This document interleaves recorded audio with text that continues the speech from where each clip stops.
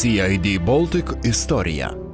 2001 metais pasauliui įžengus į 21 amžių, Aidas Kavaliauskas kartu su keletą bendraminčių Lietuvoje įkūrė uždarąją akcinę bendrovę Baltic Software Solutions. Padarėm komandą 7 žmonių, pradėjom darbuotis, paskui, aišku, man jau kolegos sakė, kad keistas buvo tas interviu. Reikėjo važiuoti kažkur į prekybos miestelį, kur su aukštosiam technologijom nebuvo tuo metu labai daug sąsajų.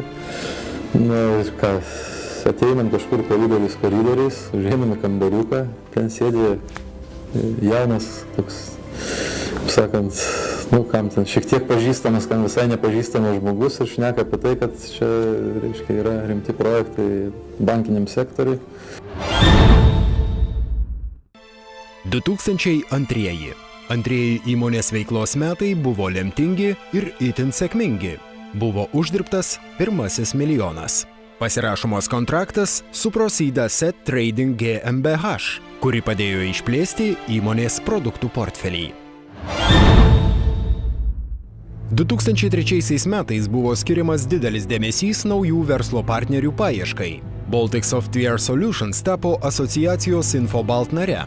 Ir įstojom į tą asociaciją. Metus laiko tai buvo visiškas štilius, tai yra sumokėjom narių mokestį ir užmiršom, kad tokia yra. Paskui netgi buvo klausimų, tai kągi mes veikiam toje asociacijoje ir gal čia reiktų nebemokėti tiesiog tą narių mokestį, kokia čia nauda. Bet dar už metų man paskambino, man parašė tiksliau vienas vokietis ir tas vokietis mūsų susirado būtent per Infobalt tinklapį. Ir kadangi mūsų pavadinimas buvo Baltic Software Solutions ir B raidė buvo pakankamai aukštai sąraše, o jis buvo tingus žmogus, tai tiesiog jis pasižiūrėjo, kad Baltic Software Solutions, kaip ir pagal žmonių skaičių, mūsų tada gal buvo apie 30 žmonių jau. Pagal žmonių skaičių tai yra gal panašaus dydžio organizacija, technologiškai mes buvom panašus ir jis tiesiog nutarė parašyti elektroninį laišką ir pasiūlė susitikti. 2004 metais toliau tęsiamas bendradarbiavimas su stambiomis Vokietijos IT kompanijomis. Pradėta bendradarbiauti su Vokietijos IT įmonė CID GmbH. Uždaroji akcinė bendrovė Baltic Software Solutions tapo CID įmonių grupės nare. Mes susitikom ir tokiu būdu atsirado partneris CID GmbH. Ir prasidėjo ilgas ir sėkmingas bendradarbiavimo etapas. Po to aš pasakiau, kad Infobalt mums pasiteisino. 2005 metais uždaroji akcinė bendrovė Baltic Software Solutions pristato investicijų ir pensijų valdymo sprendimą. Paradoksalu, tačiau tik po beveik 4 metų įmonės veiklos buvo pasirašytas pirmasis kontraktas su lietuviška finansinių paslaugų įmonė MP Pension Funds Baltic. Vien iš tokios istorinės perspektyvos tai labai neblogas buvo mūsų lizingo pardavimų sprendimas. Buvo padaryta programa, kuri leidžia sudarinėti lizingo kontraktus. Ir tiesiog taip susiklostė situacija, kad mes praktiškai nutraukėm turbūt gal po kokių metų po tos programos sukūrimo bendradarbiavimą su lizingo kompanija, kuriai buvo daryta. Ir praėjus 5 ar 6 metam vėl atsirado proga į tą sritį pasižiūrėti. Ir tas mūsų produktas, kurį buvom padarę, jis vis dar atrodo puikiai ir naujai, palyginus su to, ką naudoja didžioji dauguma rinkoje. 2006 metais uždaroji akcinė bendrovė Baltic Software Solutions toliau žingsniavo į priekį. Pasirašomas pirmasis kontraktas Švedijoje. 2007 metais Baltic Software Solutions tampa didelės įmonių grupės CID nare. Pradedami vykdyti projektai su Frankfurter Allgemeine Zeitung ir Deutsche Telekom. Tai natūraliai įmonė išaugo, nes pradžioje mūsų buvo turbūt apie 10 žmonių, dabar jau yra bene 90.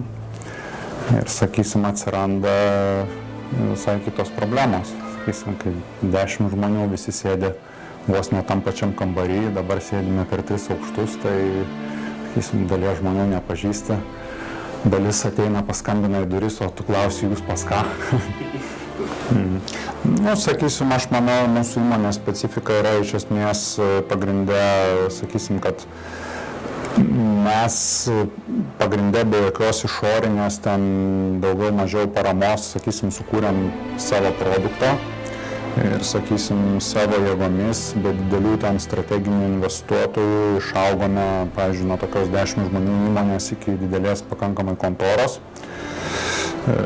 Vėlgi tas, aišku, kaip čia reikalauja sunkiai dirbti, atsipalaiduoti negalima, niekas ten gulbės pienų nemaitina ir, sakysim, viską reikia užsidirbti, tai ta specifika tokia, tiesiog reikia tikėtis, kad tie vaisiai bus saldūs.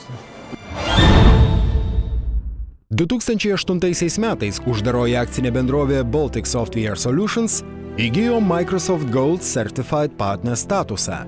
Visų pirma, tai yra labai draugiška kompanija. Tai mūsų tosai vienas iš ypatumų visos įmonės, kad yra labai linksmas kolektyvas, labai draugiški, visą laiką pasirengę vieni kitiem padėti, kaip komanda. Dirba ne tik, kad kaip bendradarbiai, kurie išsiskiria iš karto išėję, bet gali tiesiog ir už sienų tau padėti. 2009 metais žengta į naują įmonės etapą su nauju pavadinimu. Uždaroji akcinė bendrovė Baltic Software Solutions pakeitė savo vardą į uždarąją akcinę bendrovę CAD Baltic. Uždarajai akciniai bendrovei CAD Baltic suteiktas ISO 9001-2008 kokybės standartas. Projektų konkrečiai gal nesinorėtų girtis, bet mes dirbom prie tokio MP Investment projekto. IVS jis trumpai vadinasi, tai labai faina buvo komanda. Susidirbom labai puikiai ir ten įsivažiavom ir geras supratimas tarpusavio buvo ir taskų pasidalinimas ten. 2010 metais uždaroji akcinė bendrovė CAD Baltic tapo auksinė Oracle partnerė. Na, ten uždirba pinigėlių, kad nupirktų maisto, padaryti žaisliuką mum. Tai važinėja į komandiruotės, ten pristatinėja programas ir bando jas parduoti. 2011 metais CAD Baltic švenčia veiklos 10-metį. 10 metų jubiliejaus proga įmonė pasirašė dar vieną svarbų kontraktą Turkmėnijoje. Mes prognozuojam didelį augimą, bet tas augimas bus ne tiek, sakykime, ne tiek papildomų darbuotojų sąskaita, kiek produktų ir sprendimų distribucijos per rinką sąskaitą, nes, aš kaip minėjau, yra pagaminti rimti sprendimai ir rinka tuos sprendimus pasitiko palankiai. Ir dėl to mes planuojam 40-50% augimą per metus, per sekančius kelis metus, ne mažesnį ir